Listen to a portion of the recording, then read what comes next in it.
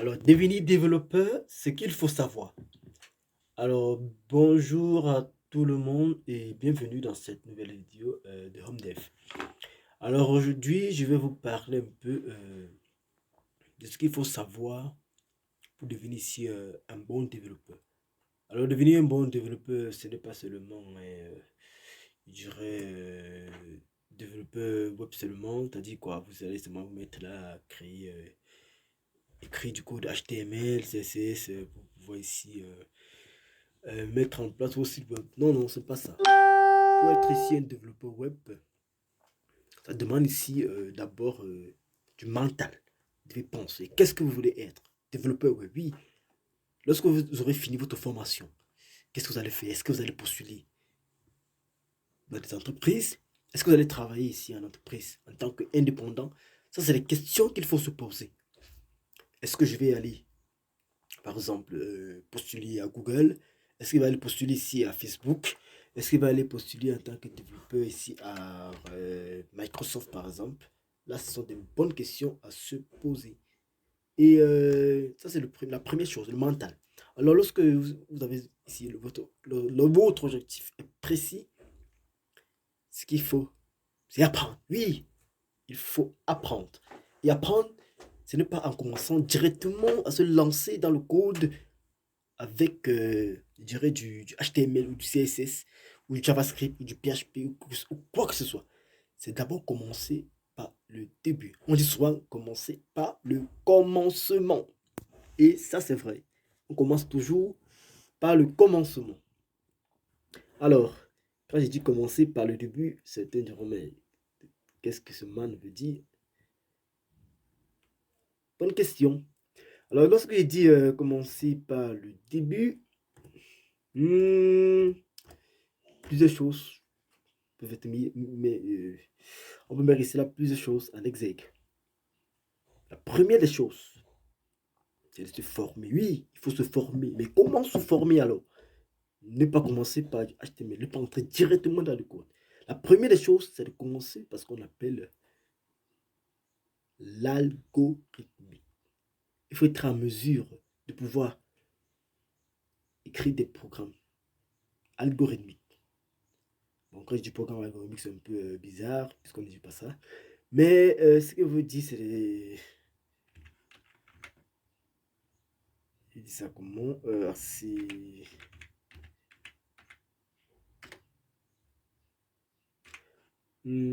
Par exemple, vous devez être en mesure, lorsque quelqu'un vous présente un problème, de pouvoir essayer de proposer, vous, en tant que développeur, une solution algorithmique. C'est la première des choses. Je viens avec mon problème. La première des choses que vous devez faire, c'est me proposer une solution algorithmique. Et ceci ne passe pas en écrivant du code HTML. Mais non, vous devez faire ceci grâce à vos compétences. Donc, vous devez apprendre l'algorithmie.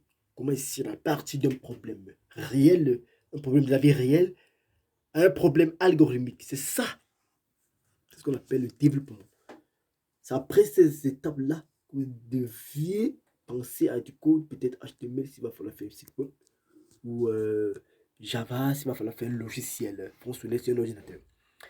Donc, vous devez partir de là, de, de ce que je dirais, du, du problème, à partir du problème, vous devez ici là proposer une solution algorithmique. Ok. Alors, une fois que j'ai dit ceci, qu'est-ce qu'il faut faire après? Réfléchissez un peu. Qu'est-ce qu'il faut faire? Alors, il faut faire beaucoup d'autres choses. Hein. Euh, Bon, il faut que je rappelle d'abord. La première chose que vous devez faire pour être un développeur, c'est d'abord apprendre à coder. Une fois que vous avez appris à coder, vous deviez devenir un expert. Donc, on ne veut pas apprendre une technologie et caler cette technologie-là. Mais non, mais non.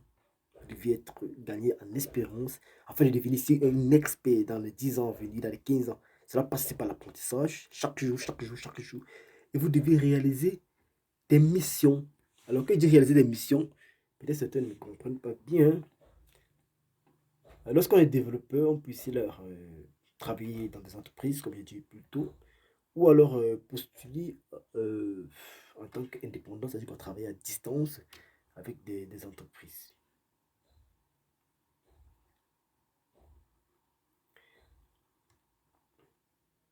Donc, et parmi les fondations pour apprendre à coder, comme j'ai dit plus haut,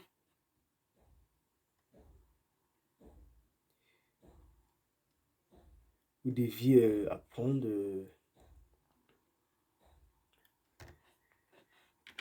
ici, je dirais, vous devez apprendre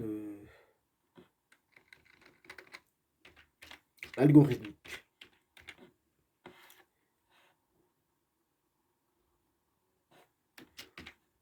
Peut-être beaucoup de personnes se disent que je suis en train de blaguer lorsqu'il dit hum, quand il dit algorithmique. Ça, c'est pas une blague. Surtout pas, surtout pas, surtout pas, surtout pas, surtout pas, surtout pas une blague. C'est du concret. Je vous dis bien que c'est du concret. Et lorsqu'on parle de développeur,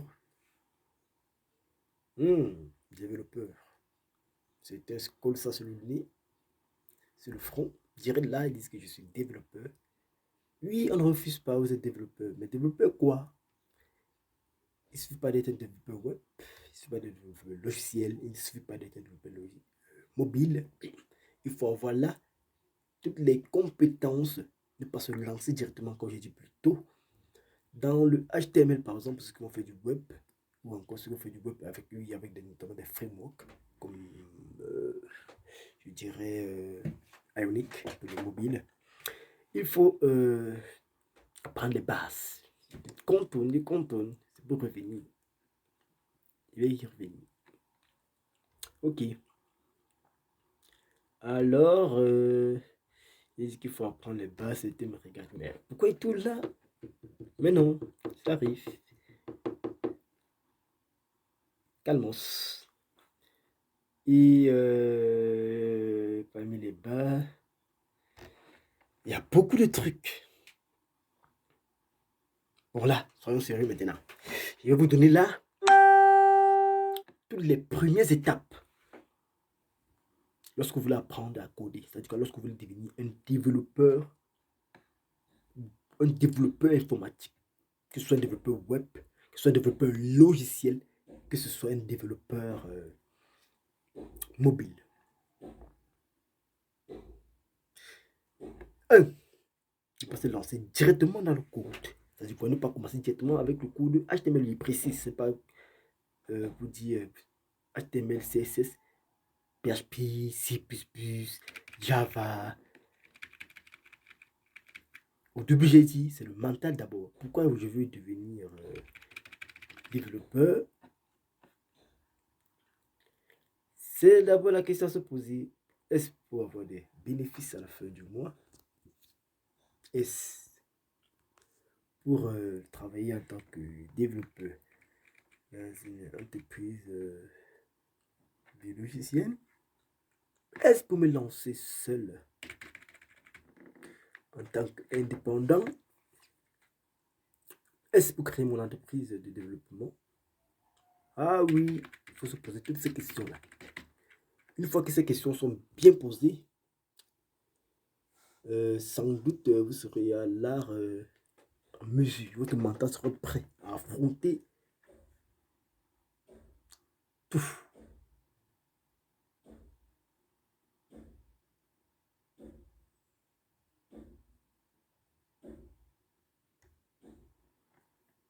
Il dit bien tout. Alors, je suppose que vous avez préparé votre mental, c'est-à-dire que vous avez dit que bon, je vais être développeur pour faire ci, pour faire ça. Alors, la première chose à apprendre à faire encore, c'est quoi? Apprendre ici à résoudre des problèmes. Comme j'ai dit plus, comme je l'ai dit plus haut. Vous devez ici apprendre à résoudre des problèmes. C'est-à-dire quoi? Partir d'un problème de la vie réelle pour sortir là une solution algorithmique. Une fois que vous pouvez faire ça, là, on vous dit que vous entrez dans le monde du code, le monde de la programmation. C'est ce qu'on appelle là les fondations. Et après que vous pouvez écrire des algorithmes, vous devez apprendre toujours l'algorithme, la notion de type. Les types, c'est quoi? Pouvoir distinguer chaque valeur que vous prenez. Vous devez apprendre ici là, les structures de contrôle. Comment est-ce qu'on va faire pour résoudre un problème à partir d'ici là des conditions. Est-ce que nous allons utiliser là des méthodes particulières? Est-ce que nous allons fouiller des éléments? Là, il y a un tas de choses à apprendre. On aura tout le temps d'y revenir, peut-être dans des vidéos. Vous devez apprendre cela, ce qu'on appelle en informatique des principes de programmation. Toutes ces choses-là sont sur Internet et on aura le temps de vraiment entrer en profondeur. Après ces 4 premières fondations-là, vous devez apprendre la ligne de commande. Vous devez maîtriser là le shell. Puisqu'un développeur, si tu veux vraiment être un développeur, un codeur informatique, tu dois maîtriser ce qu'on appelle la ligne de commande, le shell. D'être en mesure là, de placer devant une invite, de taper des commandes sans que là, on ne te demande quoi que ce soit. Car en apprenant sur le shell, vous allez pouvoir, autant pour moi, automatiser par exemple vos tâches. Donc vous devez avoir pouvoir ici lancer par exemple cette invite là et faites tout votre baratin que vous voulez. Ok, autre chose c'est quoi?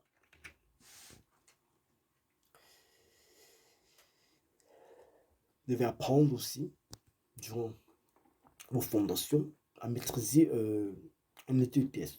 Un étude de test, que ce soit un étude de test, que ce soit un éditeur, un environnement de développement.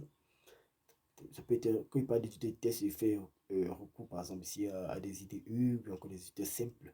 Donc, vous devez pouvoir maîtriser ces éléments-là car en maîtrisant là, les raccourcis, ça vous facilite ici le codage. Alors, un autre truc important pour les développeurs, pour les codeurs, c'est Git. Alors, Git est ce qu'on appelle là un gestionnaire de version. Il va vous permettre de gérer les versions de votre logiciel. Quitter d'une version 1 à une version 2, comment ça se passe? Git va vous permettre de faire cela. Donc, je vais pouvoir quitter la version 1 à la version 2. Là, donc, je vais gérer les versions de mon logiciel de manière très élégante. Donc, gérer la version de notre code en général. Quoi. Et Github, pour pouvoir essayer de collaborer en tant que peut-être codeur ou développeur avec des projets, avec d'autres de vos amis ou bien avec des entreprises. Lorsque vous allez finir votre formation, vous allez bien vouloir travailler et souvent vous pouvez vous lancer seul ou être en entreprise. Vous allez devoir collaborer sur des projets en ligne et en utilisant ici la Git et GitHub. Alors la troisième autre chose, c'est le scripting. Alors le scripting ici est lié au shell. Le scripting va vous permettre là de créer des programmes qui vont peut-être se lancer pour vous. Vous programmer plusieurs trucs là qui vont se lancer, des tâches qui vont se lancer à l'heure que vous voulez.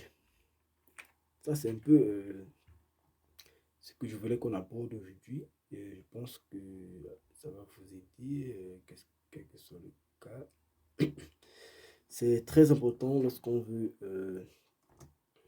devenir ici un développeur. Donc, maîtriser là, les algorithmes, vous allez devoir travailler. Après toutes ces fondations que j'étais là, vous devez travailler les algorithmes. C'est-à-dire quoi?